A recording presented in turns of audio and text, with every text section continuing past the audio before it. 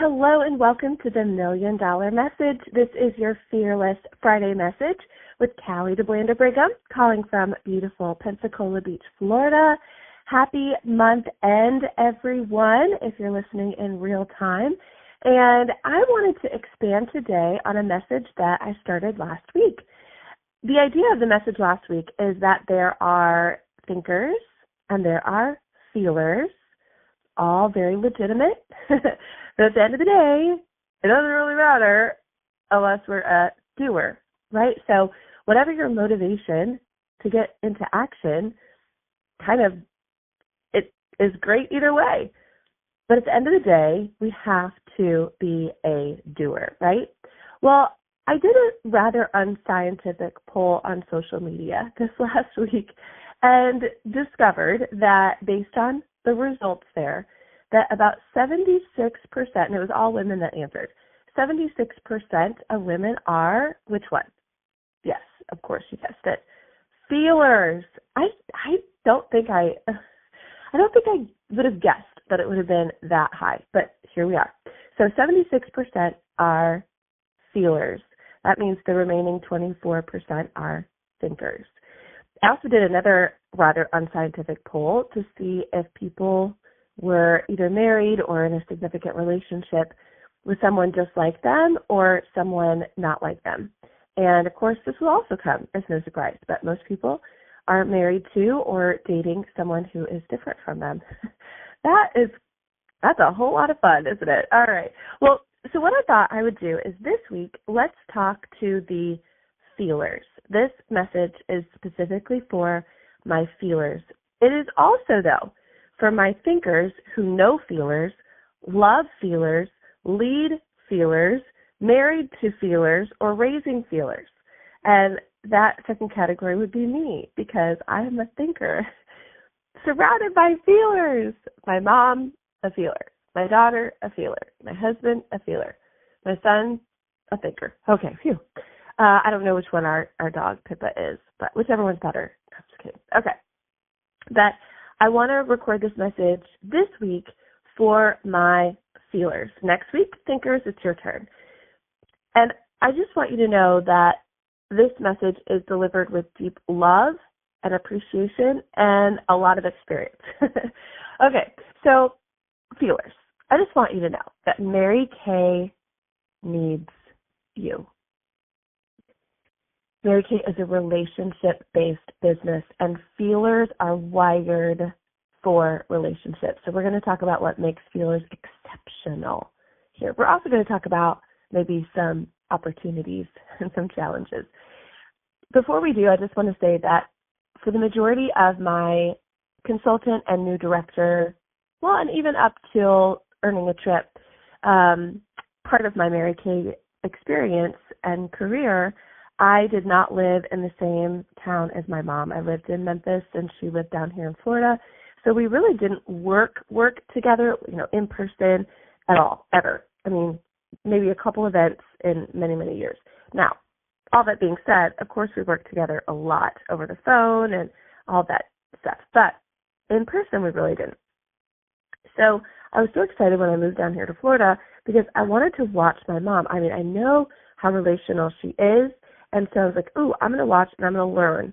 How does she coach people? How does she talk to people? How does she move people? And it didn't take me but maybe one or two opportunities to see it was not strategic, and no offense at all. It was not strategic. It wasn't a specific thing that she had learned. It's just who she was.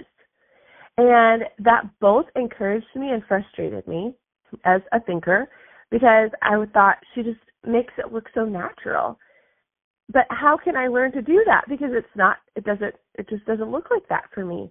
It doesn't mean I don't care about people, but the way that she just went so deep with relationships and so prioritized that, it was just who she was. So I just want you to know this business is wired for you. So what makes a feeler great in Mary Kay? Well, you connect naturally. You don't have to fake it. You don't turn it on. And again, sometimes that can be hard because you can't really turn it off either, right? But people feel seen and heard and understood around you, which means that people trust you quickly, people feel safe with you, People feel comfortable asking questions, and that's gold. That's your superpower. So just know that going into it, that trust is built quickly. People feel safe with you. People feel comfortable asking questions. Number 2, you care deeply and people know it. You remember the details. You follow up because you want to, not because it's on a checklist. And I don't just mean that you're following up with them about products or a booking, but because you might not be. Again, that could be one of your challenges.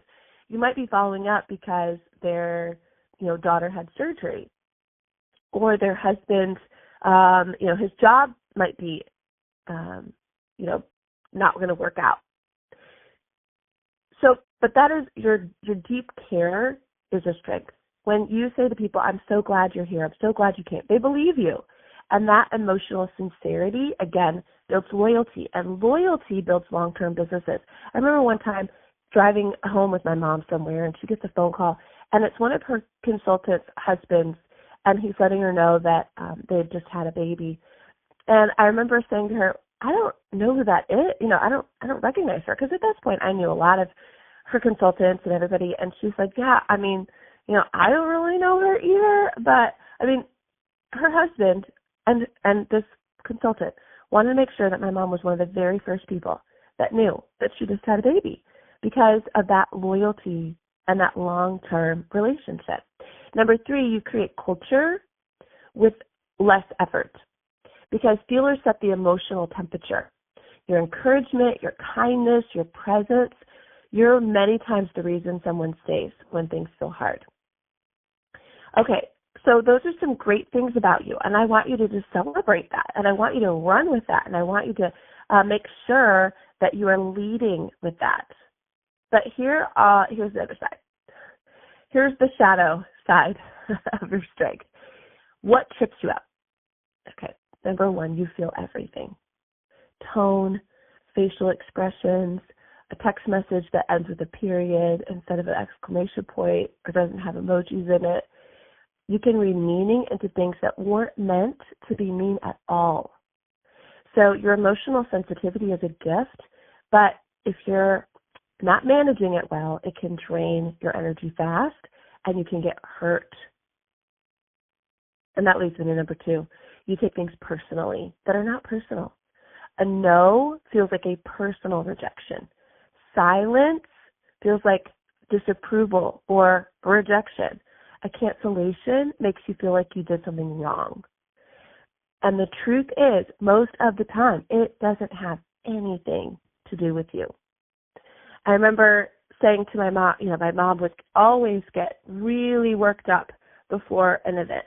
Okay, because she takes it so personally, right? So whether it was a retreat or whatever it was. And so I asked her one day, I was like, why does this happen? Because if we look, this is my thinker.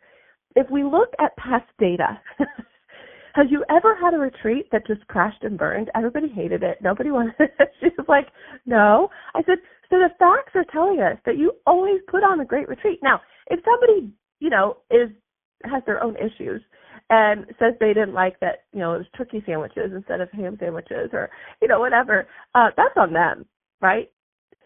Or somebody ends up not coming at the last minute. Not because they thought your event was not going to be good. It's probably because they had a sick kid or they had it, right? So we talked about that oftentimes she would take it so personally. And the truth of the matter was that she invested and did a great job with it. And if somebody didn't appreciate it, that was on them. Number 3, you can let your emotions decide your actions. So if you feel confident, you show up and do it. If you don't feel confident, you don't. If you feel encouraged, you book. If you don't, you don't. Feelers often wait to feel ready. And readiness, it rarely actually shows up. So how does a feeler operate at her best? Number 1, separate your feelings from facts like I did with my mom. Feelings are real, but they're not reliable. A canceled party is a fact. If it means I'm horrible, nobody wants to party with me, that's a feeling. So a question you could ask yourself is, what do I know to be true right now? And you could even say, what does past behavior indicate? a single habit like that, it can save you so much emotional energy. You could even, if you feel open to it, have a thinker help you walk through it. But then again, you may not like that, and so I understand. But you could, number 2, borrow structure from thinkers. Right? You may not want to talk about all your emotions, but you could borrow the structure. You don't need to be a thinker. You just need some thinker tools. Things like a script or a checklist or a simple system or a tracking sheet. Structure can create safety for you feelers. So when your emotions run high, your systems can keep you steady. Also, one of the things my mom did is she hired thinkers around her. She hired people that would help her to leverage an area that she wasn't necessarily feeling strong in. And number 3, commit before you feel ready. This is huge. Confidence for feelers often comes after action, not before. But don't wait to feel confident to send the message. Send the message knowing that the confidence catches up to you. Number 4, protect your emotional input. Be so careful what you're consuming. Too many opinions, too much comparison, too much negativity. Feelers take on their environment and they take on other people's as well. So choose environments that fuel you, not drain you. Feelers especially need to make sure that you're using your positive triggers because that needs to be overflowing for you. Number 5, use your empathy strategically. Your heart is powerful. It's powerful, but you don't have to, and your shoulders don't have to carry everything, your heart and your shoulders. You can care deeply without carrying responsibility for everyone's emotions. That's not selfish. That's how you sustain your own self. I remember during the pandemic asking my unit and my customers for prayer requests, and oh my goodness, I was so inundated that even as a thinker, I was like, I can't do this. I can't carry all this. And I remember saying to my pastor's wife about this, and she said, I just want you to visualize that you have their request in your hand, and you reach up and you hold God's hand with it, and then you take their hand and you place it in God's. You don't have to carry it all, but you could just link them to the Lord. And then that's it, number 5. Sorry, I was looking at my list. So for the thinkers that are listening, if you mentor or lead or love a feeler, just know this. They're not weak. They're not dramatic most of the time. They're not inefficient.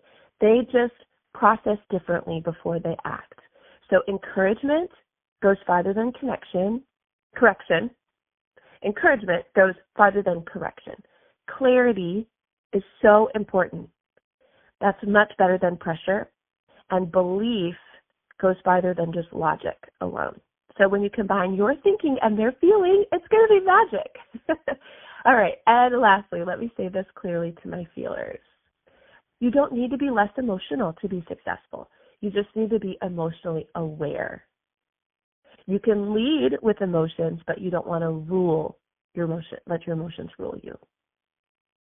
And if you honor this well, it will take you far. And it already has, I'm sure. So, all right, my feelers.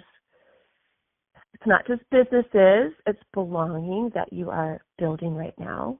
And when you do that, success is naturally going to come. So I just want to honor your hearts today. Maybe add a little structure. Take action. That's the lesson for all of us. Even when the feelings aren't so sure, they're going to come. They're going to come. And you are so valuable to us. So cheering on and appreciating all of my feelers out there. Next week, thinkers, it's your turn. All right. Make it a great day. Happy month end.